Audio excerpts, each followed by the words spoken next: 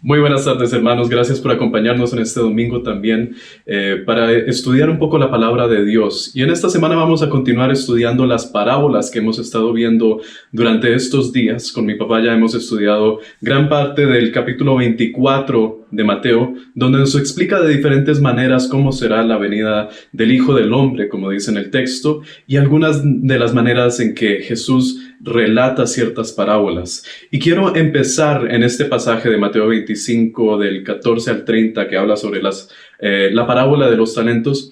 Quiero observar nuevamente un poquito del contexto alrededor de la parábola que estamos estudiando. Y una de las primeras cosas es que, como hemos estudiado en las diferentes partes, nos está hablando sobre la venida del Hijo del Hombre, el futuro de las cosas. Hemos visto que nos explica de diferentes maneras cómo será esto, ¿cierto? Nos decía que Jesús volverá como el diluvio. Será como en los días de Noé, es lo que dice allí, o volverá como un ladrón en la noche. Y la idea alrededor de esto es que realmente nadie sabe cuándo sucederá. Es anunciado, se avisa a las personas, pero vendrá de repente, cuando nadie lo está esperando. Entonces debemos estar preparados. Esa es la enseñanza principal que nos dejan estos pasajes, es estar perseverando en la santidad.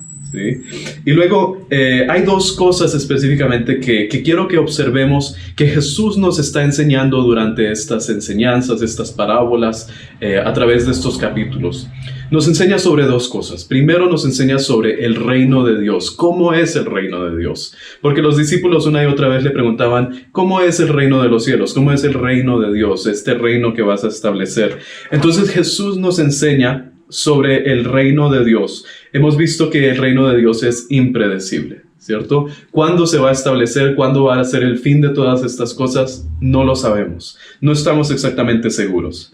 Los planes y la voluntad de Dios están más allá del conocimiento humano, del conocimiento de cualquiera. Entonces debemos hacer caso, no debemos hacer caso a la gente que nos dice, el mundo se va a acabar en tal fecha, como hablan de los mayas, y hay pastores que por años y años han estado diciendo, en tal fecha se va a acabar el mundo.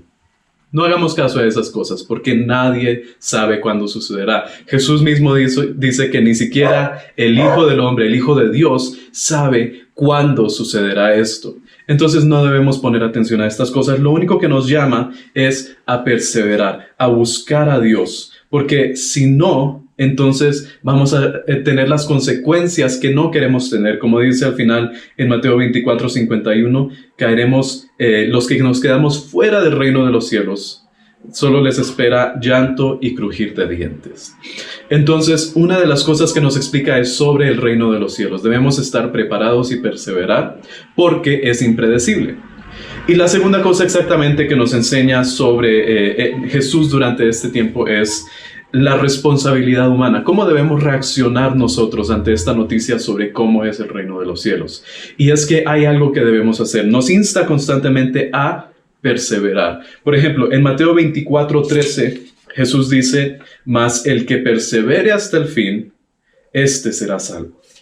Entonces, el objetivo de Jesús en estos pasajes no es contarnos exactamente lo que sucederá en el futuro, no es predecir lo que va a pasar en detalles, sino que el objetivo de Jesús en todo esto es simplemente instar al cristiano, instar al seguidor de Cristo a ser fiel a Él, a perseverar en la santidad, a continuar siendo fiel a Dios.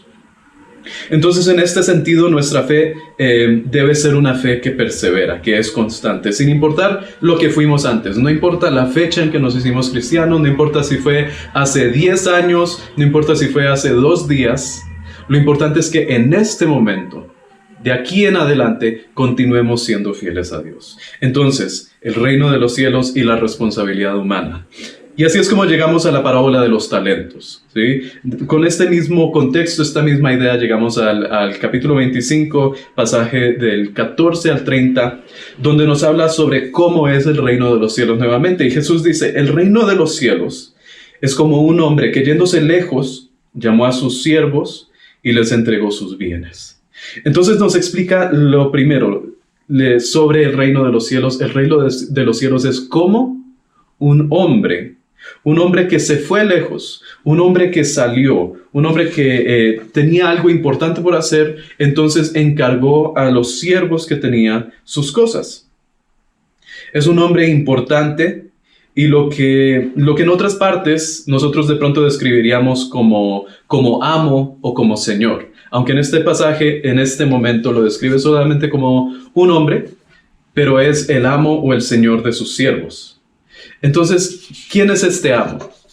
Dentro de la parábola es solo una persona que habla con sus siervos, pero ¿a quién representa este amo? Bueno, vemos que es un señor que se fue lejos, pero que iba a volver, estaba prometiendo que iba a volver. Es un señor que encarga en la mano de sus siervos lo más valioso, todo lo que posee, sus bienes más preciados. Y si nosotros observamos en Lucas 19, hay una parábola muy similar que enseña Jesús, con algunos detalles diferentes, pero en esa parábola habla de un señor que se fue a recibir un reino y volver.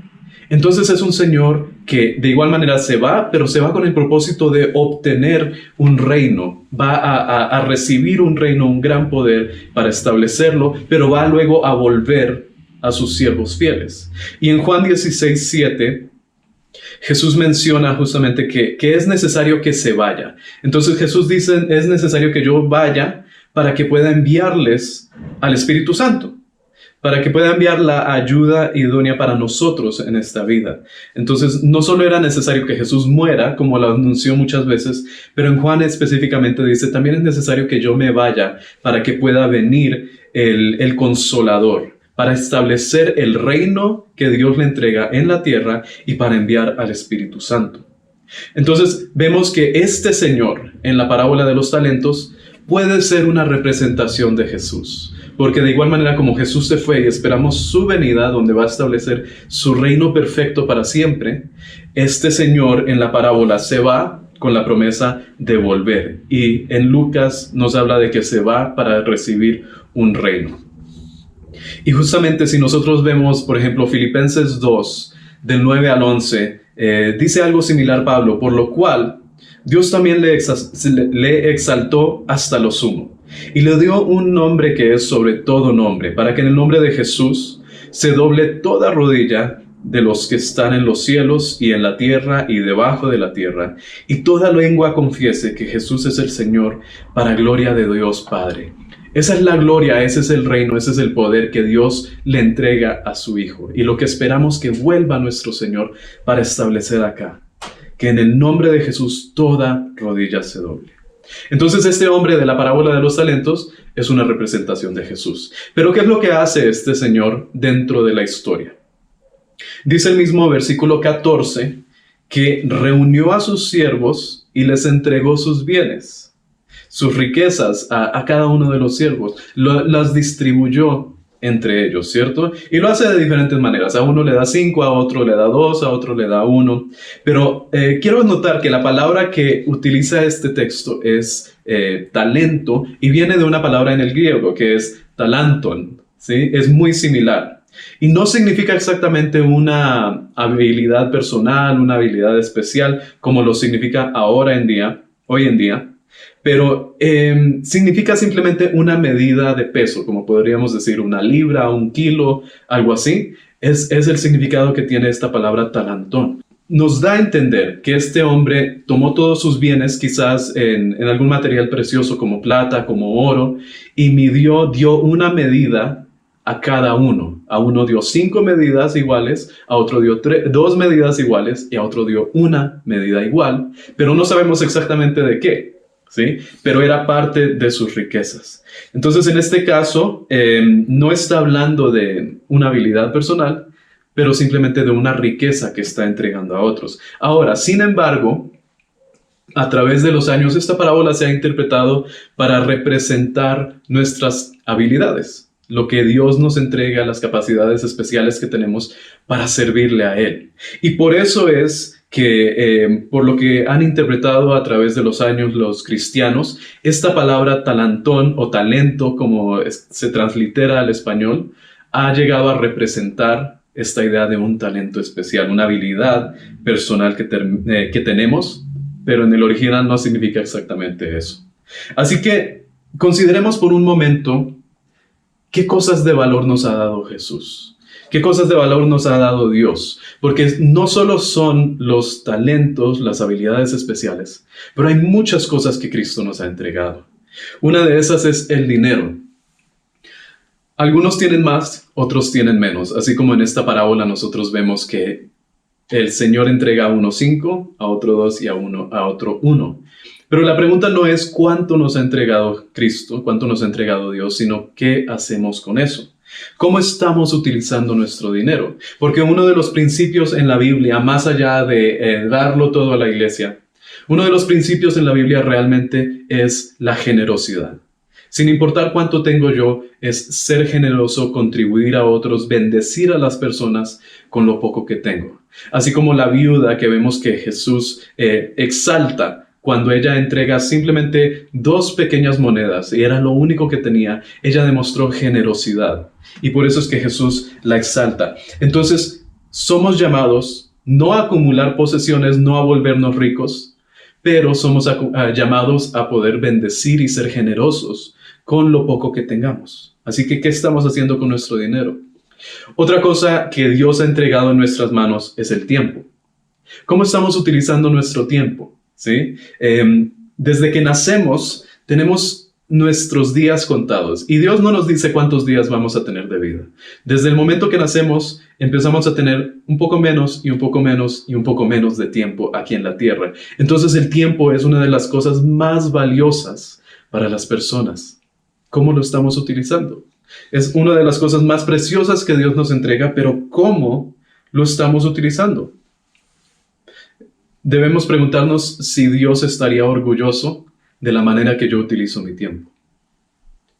Otra cosa que Dios nos da es relaciones o personas. Nos entrega familiares, nos entrega amigos, nos entrega vecinos, nos entrega diferentes personas a nuestro alrededor que son una cosa absolutamente valiosa en nuestra vida. Entonces, ¿cómo estamos tratando esas personas que Dios entrega en nuestras manos? Como buenos siervos, como buenos mayordomos, ¿cómo estamos tratando eso? Porque a veces tratamos mal a las personas. A veces tratamos mal a nuestro esposo, nuestra esposa, nuestros hijos, nuestros vecinos. Las palabras que utilizamos no son de bendición para otros. Entonces, ¿cómo estamos tratando a las personas? ¿Dios estaría orgulloso de cómo yo trato a mi familia, a mis amigos, a mis vecinos? Hay que considerar si somos fieles siervos y buenos mayordomos de las personas que Dios pone en nuestras manos. Otra cosa que Dios nos da es sabiduría o inteligencia. No todos son tan inteligentes, no todos son tan sabios, pero todos tienen sabiduría e inteligencia de parte de Dios hasta cierto punto. No todos tienen la bendición de estudiar en la universidad y conseguir un PhD, pero eso no significa que no sean inteligentes. Hay diferentes tipos de inteligencia y Dios a todos nos da un entendimiento del mundo a nuestro alrededor. Y mientras que avanzamos en años, acumulamos sabiduría. ¿Cómo estamos utilizando la sabiduría y la inteligencia que Dios nos ha dado? ¿Estamos siendo egoístas? ¿La acaparamos para nosotros? ¿Queremos guardar esos conocimientos y no los compartimos? ¿O estamos siendo generosos también con la sabiduría que Dios nos ha dado? ¿Estamos compartiéndolo con los demás? Entonces, ¿qué estamos haciendo con nuestra inteligencia y nuestra sabiduría? 2 cosas más. 1, los dones. Los dones y talentos, como muchas veces interpretamos esta parábola. Dios le da a cada persona un talento, un don, una habilidad diferente. Porque todos somos diferentes y eso nos da una riqueza en el cuerpo de Cristo. Pero ¿cómo estamos utilizándolo? Puede ser un talento muy simple, como jugar fútbol, como jugar videojuegos, estudiar, diferentes cosas así. O incluso podemos considerar los talentos, las habilidades espirituales, como la enseñanza, como la prédica, como el servicio a las personas. Pero la pregunta no es qué talento tengo, cuál don me ha dado Dios, sino cómo estoy utilizando lo que Dios me ha dado. ¿Cómo estamos usando esas habilidades? ¿Y cómo actuamos cuando hacemos las cosas que disfrutamos? Porque muchas veces lo que disfrutamos es algo en lo que tenemos talento. ¿Cómo actuamos, cómo utilizamos esos dones? ¿Quién se lleva la gloria en el trabajo que yo estoy haciendo? Si yo soy muy bueno en mi trabajo, ¿para quién es la gloria? ¿Estoy acumulando gloria para mí? ¿O estoy considerando a Dios y estoy entregando a mi amo, a mi Señor, toda la gloria? Y por último, algo que todos los cristianos tenemos, que Dios ha entregado en nuestras manos, es el Evangelio. La palabra misma de Dios, el conocimiento de la salvación. Y todos hemos llegado a entender el mensaje de la redención, pero Dios espera que nosotros hagamos algo con eso. Al final del libro de Mateo y al final de cada uno de los evangelios, Jesús le dice a sus discípulos que no se queden eso para ellos mismos, sino que lo lleven y lo compartan con otras personas. Que hagan discípulos, que los bauticen, que los instruyan en la palabra de Dios, que sean testigos de Jesucristo, que compartan el Evangelio. Entonces, ¿qué hemos hecho con este regalo del Evangelio? ¿Nos lo hemos quedado, nos lo hemos guardado o lo hemos compartido con otros? ¿Lo hemos multiplicado como los siervos de la historia? Así que no tenemos excusas. Todos tenemos algo que Dios nos ha entregado en nuestra vida. Todos tenemos algo valioso que Dios ha entregado. Entonces, ¿qué estamos haciendo con eso? La pregunta no es si tenemos o no. La pregunta es, ¿qué hemos hecho con lo que Dios nos ha dado? Porque quiero que observemos, hay dos tipos de personas que se presentan en esta parábola. El siervo fiel y el siervo necio. Y vamos a observar primeramente el siervo fiel. ¿Cómo es un siervo fiel? En el versículo 21, el Señor ya regresó de su viaje y está haciendo justicia, está viendo qué hicieron las personas con lo que les fue entregado. Y su respuesta es positiva para los dos que fueron fieles. Los llama específicamente buenos y fiel. Entonces esto demuestra el carácter del siervo que Dios busca. Debemos ser buenos y debemos ser fieles. La bondad es una de las cosas que Dios busca. Un siervo bueno es bueno porque imita el carácter de su Señor, ¿sí? No somos buenos de por sí en nosotros, sino que un siervo bueno está imitando el carácter de su amo. Es bueno porque su Señor es bueno. Y también es un siervo fiel, ¿sí? No solo es bondad, sino fidelidad. Su Señor le encomendó algo y lo cumplió. Sabía que lo mejor para su vida era cumplir la voluntad de su amo. Entonces también fue inteligente al cumplirlo.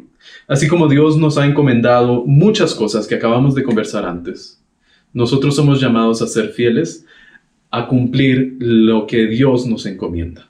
Así que debemos ser fieles a esto. Este siervo, o estos dos siervos, demostraron su bondad y su fidelidad en sus acciones al multiplicar lo que su Señor les había entregado. Porque ellos aceptaron eso como algo valioso, algo de valor, y quisieron bendecir a su Señor bueno en amor, dándole más de lo que ellos recibieron. Así que al que le dio 5, lo multiplicó por el doble y le dio 5 más. Y al que le dio 2, le devolvió 4. Dios, en este sentido, Dios no está diciendo que debemos duplicar todo, pero debemos hacer algo con esto. Cuando le reclama al siervo necio, le dice, por lo menos lo hubieras puesto en el banco, lo hubieras utilizado y algo hubiera recibido yo. El punto es no quedárnoslo y no guardarlo, y debemos utilizar lo que Dios nos ha entregado en las manos. Eso es la fidelidad y la bondad a Dios. Nuestros frutos demuestran al grado en el que nosotros estamos comprometidos con nuestro Señor. Demuestra el grado al que valoramos lo que nuestro Señor nos ha entregado y cómo es nuestro Señor. Y el resultado de esto, nosotros vemos la respuesta del Señor hacia sus siervos y es favorable, ¿cierto? Nuevamente son dos cosas que le dice. La recompensa, primero entendamos que lo que bendice al amo, las riquezas del amo, lo que es bueno para el amo, también es bueno para su siervo. Se refleja bien sobre su siervo. Entonces, Si su amo crece en poder y gloria, el siervo también crece en poder y gloria porque es siervo de su amo. Así que cualquier beneficio, cualquier gloria, cualquier honra que nosotros demos a Dios, se refleja sobre nosotros también porque somos siervos fieles de Dios. En ese sentido, nos favorece glorificar a Dios. Pero también el siervo recibe una bendición específica que dice, serás puesto sobre más y estarás en el gozo de tu Señor. Entonces, como el hombre fue fiel sobre lo que le fue entregado, el Señor lo recompensa y le da más cosas. Le dice, como tú eres bueno para esto, te pondré sobre más, te daré más responsabilidad. Entonces, si antes se ocupaba de un campo, ahora se ocupa de 10. Si antes era el encargado solo de la cocina, ahora va a ser el encargado de toda la hacienda o de todo el hogar. Está creciendo, está ascendiendo en su gloria. Dios dice que lo hará crecer en gloria y estará a cargo de más. Entonces, de la misma manera, nosotros, si somos fieles a Dios, si somos fieles siervos, si nos demostramos fieles, entonces nos va a encomendar sobre algo mayor. Y no significa que nosotros vamos a recibir la gloria aquí en la tierra, ¿verdad?, de parte de las personas.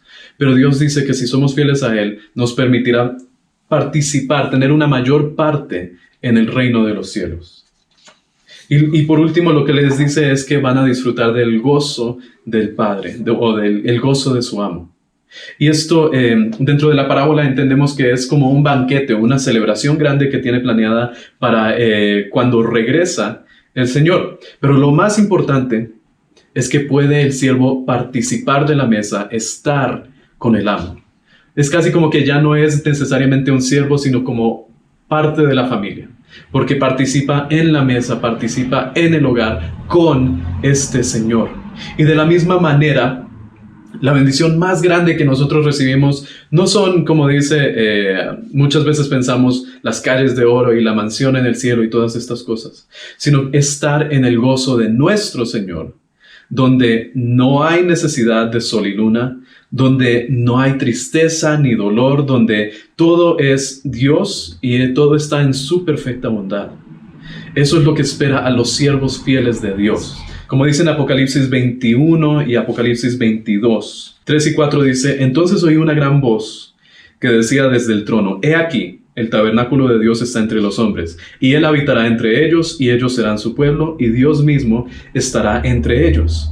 Él enjugará todas lágrimas de sus ojos, y ya no habrá muerte, ni habrá más duelo, ni clamor, ni dolor, porque las primeras cosas han pasado. Está hablando de cómo Dios, estar en la presencia de Dios, quita la muerte, quita el dolor, quita el sufrimiento.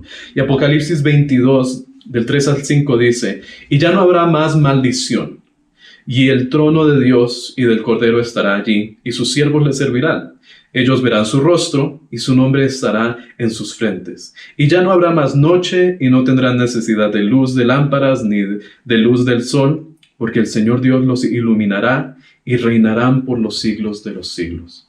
Esa es la maravillosa bendición que Dios promete a sus hijos. Estar con Él, recibir la bendición de estar en su promesa y olvidarse de todas las tristezas y toda la maldición de la muerte.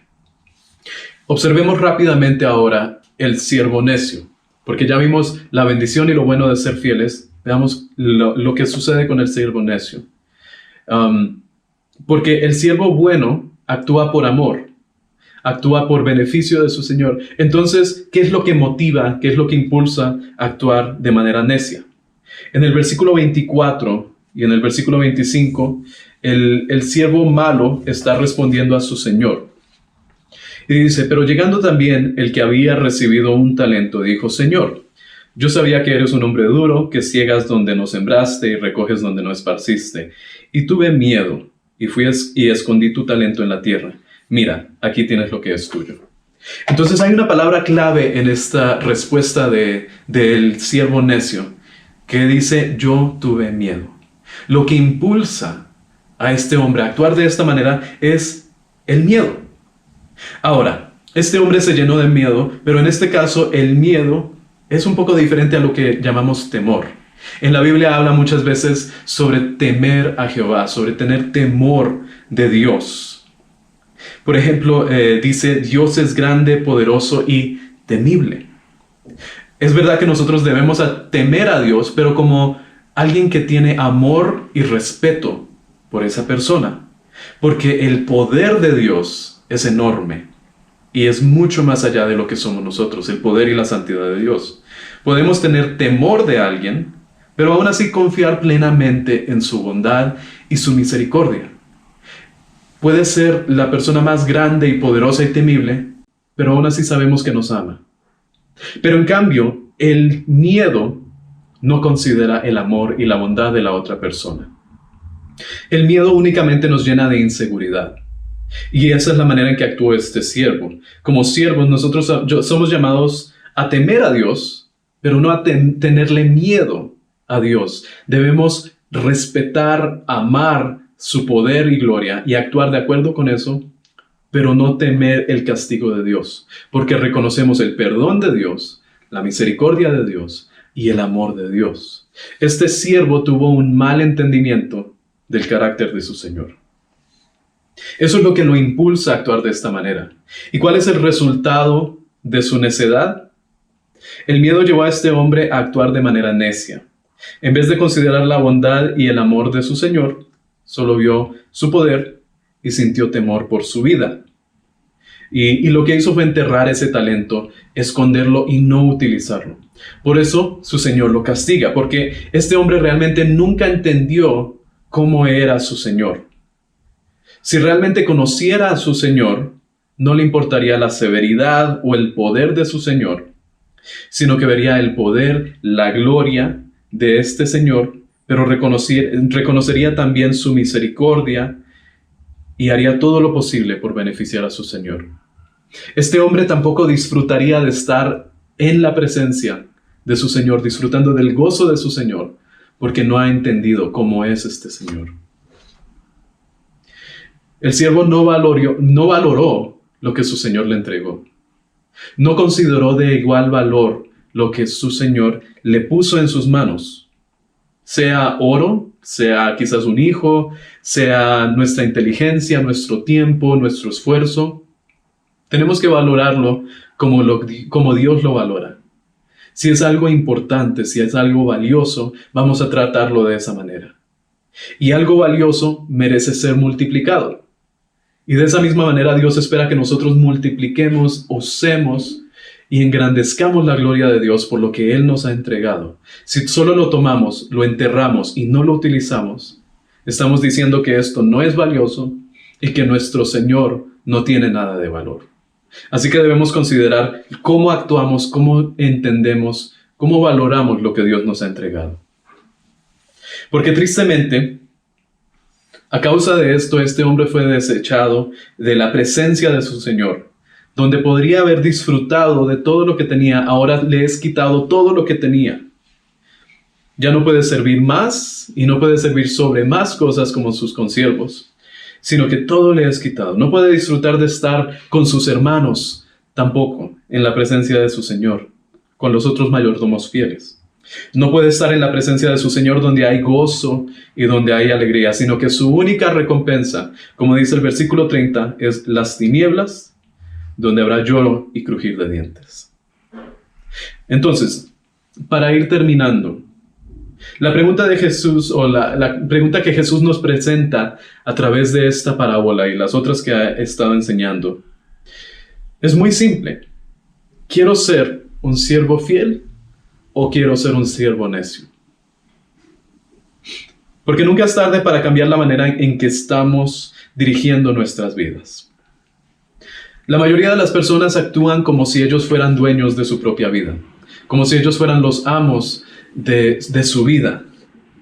Y nosotros escuchamos frases en la cultura popular que dicen: tú puedes hacer lo que tú quieras, sigue tu corazón, busca tus deseos, ¿cierto? Haz tu mejor esfuerzo, da lo mejor de ti y podrás lograr cualquier cosa.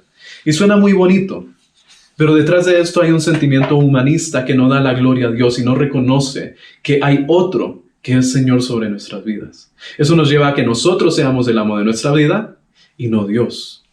Más bien, el siervo fiel El que recibe el gozo de su Señor no es dueño de su vida, sino que reconoce que todo lo que tiene ha sido entregado por su Señor, alguien mayor que él. Entonces, el siervo fiel dice, yo vivo mi vida para mi Señor. No tomo decisiones por mi beneficio, sino que considero la voluntad de mi Señor. Y sé que aunque pueda ser difícil lo que debo hacer, a la final la recompensa será mucho mayor. Porque mi Señor es bueno, es bondadoso, es amoroso. Entonces es hora de empezar a actuar como siervos fieles de Dios. Así que piensa en 2 preguntas y considera cómo debemos cambiar. Primero, ¿qué me ha dado Dios? Hablamos de que nos ha dado muchas cosas. ¿Qué me ha dado Dios? ¿Qué ha encomendado en mis manos como siervo y como mayordomo? Porque puede ser dinero, puede ser una causa, un auto, puede ser mi familia, mi tiempo, mis esfuerzos, mis estudios, mis talentos. Porque al final todas las cosas vienen de parte de Dios. Así que, ¿qué me ha encomendado Dios? Y la segunda pregunta es muy importante también. ¿Cómo estoy utilizando lo que Dios me ha encomendado? ¿Estoy administrando fielmente? ¿Estoy reconociendo quién es el dueño, quién es el amo, quién es el Señor? ¿Estoy pensando en crecer el reino de Dios, el reino de mi Señor? ¿O estoy viviendo para enriquecer mi propia vida y mi propio reino aquí en la tierra? Porque al final, la pregunta más importante que debemos responder en nuestra vida es, ¿qué queremos oír cuando nos presentemos ante Dios? Queremos escuchar que diga, bien, buen siervo y fiel. Sobre poco has sido fiel, sobre mucho te pondré. Entra en el gozo de tu Señor. O vamos a estar escuchando las palabras que dicen, siervo malo y negligente. Echadle a las tinieblas, porque allí será el lloro y el crujir de dientes. Debemos considerar cuál de esas 2 frases queremos escuchar y por cuál de esas 2 frases estamos viviendo nuestras vidas. Oremos. Padre Celestial, venimos ante ti reconociendo que tú eres el amo y el Señor de nuestras vidas. Entiendo, Padre, que a veces puede ser difícil lo que tú nos pides hacer. Y a veces desearíamos ver mayor riquezas y mayores cosas en nuestra vida.